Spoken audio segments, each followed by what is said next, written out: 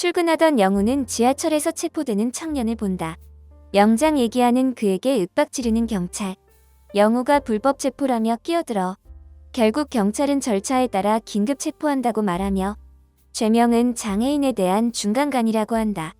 양정일은 부모님을 졸라 영우에게 변호를 맡겼다. 두 사람은 상황의 심각성을 얘기하지만 그는 신경 쓰지 않고 지적장애인 신혜영의 이름으로 신용카드도 발급해 사용했지만 잘 사는 누나가 데이트 비용 내준 게 범죄냐고 말하는 양정일. 장애인 모임에 가입한 것도 봉사활동이고 그러다 사랑에 빠졌다고 주장한다. 한바다는 골치 아픈 사건을 피하고 싶은데 그들의 사랑을 믿어보고 싶다는 영우. 명석은 사건을 맡기로 한다. 동그라미는 영우의 연애 이야기를 듣는데 고백을 받고 당황해 도망가 버린 영우. 그걸 듣고 데이트를 해보라는 조언을 한다. 장애인 단체와 죄명으로 법정 내 분위기가 좋지 않자 양정일과 명석은 영우에게 변론을 부탁하고 첫 재판처럼 장애를 얘기하며 무죄를 변론하기 시작한다. 합의하에 성관계라는 말에 법정은 술렁인다. 채팅을 보여주며 사랑한 거라고 주장하는데 혜영의 엄마는 딸이 이용했다고 확신한다. 기자는 민우를 찾아와서 영우에 대해 물어보고 영우가 태수미 변호사 딸인 것 같다고 얘기해준다. 영우는 데이트를 하기 위해 준호를 기다렸고 고백 후 도망간 걸 얘기하자 어쩔 줄 모르는 영우가 귀여운 준호. 영우는 데이트 목록을 준비했고 데려다주기 손잡기를 추가해달라고 하는 준호. 아빠와도 57초만 가능했던 손잡기를 준호를 위해 시도해보는 영우. 그러나 중간에 포기해서 손잡기는 다음에 하기로.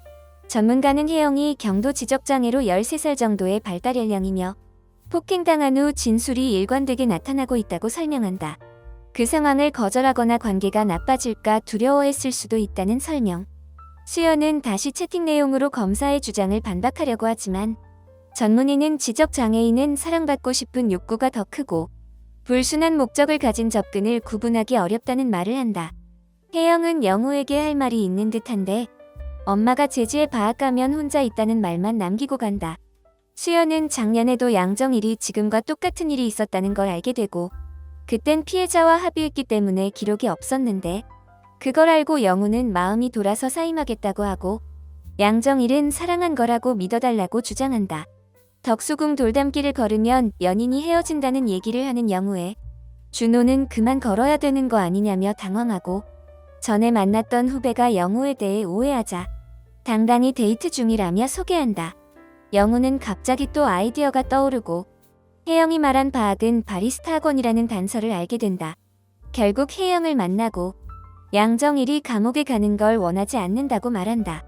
영우는 증언을 해줄 수 있냐고 물어보지만 엄마 얘기를 하면서 당황하는 혜영에게 스스로 판단하는 건 어떠냐고 조언을 한다.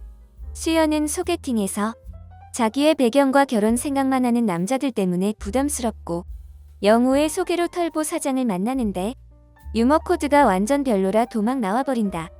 그리고 나서 친구들과 클럽을 가고 다음날 법정에 같은 옷을 입고 나타난다.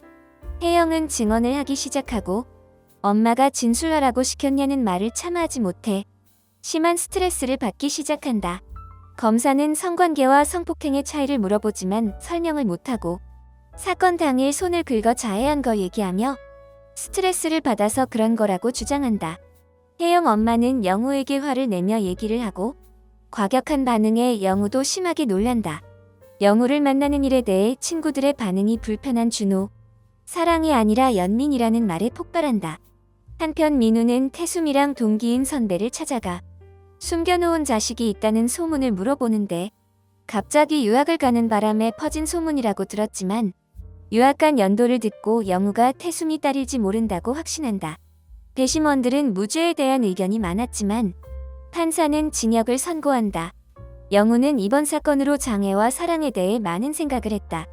자기와의 사랑은 어려운데 할 거냐고 묻지만 준호는 포기할 마음이 없다. 그 말에 용기를 내 먼저 다가가는 영우. 태수미가 우광호를 찾아온 날 영우를 태산 보스턴 집으로 보내주겠다고 제안하며 우광호가 해줄 수 없는 모든 걸 제공하겠다는 냉정한 말에 그는 폭발해 나가라고 한다. 끝. 다음 이야기로 돌아올게요.